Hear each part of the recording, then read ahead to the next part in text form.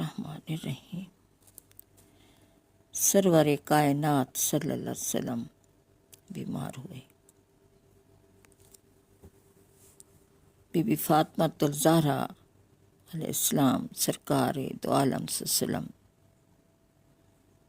के पास तशरीफ़ फरमा थीं कि दरवाज़े पर दस्तक हुई। आपने फरमाया कौन? तो जवाब आया मैं एक अराबी हूँ, सरवर कायनात सल्लम की अयादत को आया हूँ। ख़तून जन्नत ने फरमाया कल आना। आने वाला वापस लौट गया। दूसरे दिन फिर ऐसे ही सरवर कायनात सल्लम की दर अक़दस पर फिर दस्तक हुई। हज़रत ज़हरा ने फिर फरमाया कौन है? जवाब मिला एक अराबी हूँ। हज़रत बतूल ने फरमाया क्यों आए हो? जवाब आया अपने आका की मज़ाद पुरसी करने के लिए दूर से आया हूँ। अंदर आने की इजाज़त चाहता हूँ। ख़ातून जन्नत ने फरमाया अभी मेरे बाबा जानी की तबीयत ठीक नहीं है, कल आना। आने वाला फिर लौट गया। तीसरे दिन फिर आस्ताना नबूवत का दरवाज़ा खटखटाया गया तो नबी सल्लल्लाहु अलैहि वसल्लम की लख्ते जिगर ने फिर फरमाया कौन है? जवाब आया वही कल वाला अराबी हूँ। इमाम अंबिया अलैहिस्सलाम की मिज़ाद परसी के लिए बहुत दूर से आया हूँ, अंदर आने की इजाज़त दीजिए। हज़रत ज़हरा ने फिर फरमाया। तीसरे दिन फिर आस्ताना नबूवत का दरवाज़ा खटखटाया गया तो नबी करीम की लख्त जिगर ने फिर पूछा कौन है? जवाब आया वही कल वाला अराबी हूँ।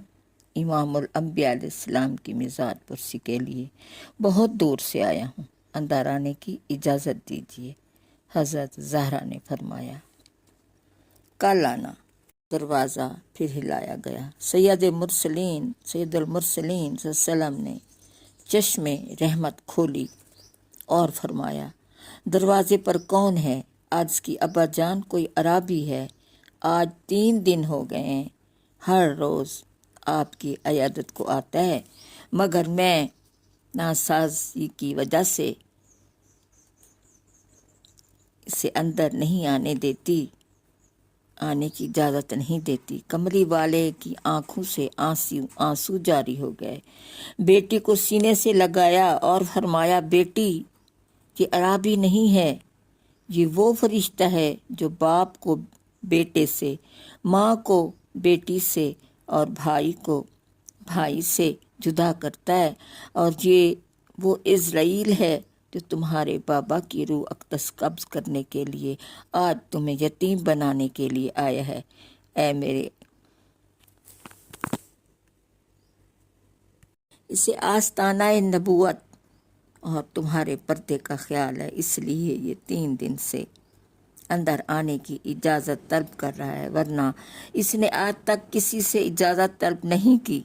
और फरमाया बेटी सब्र करो और पर्दा करके दरवाज़ा खोल दो।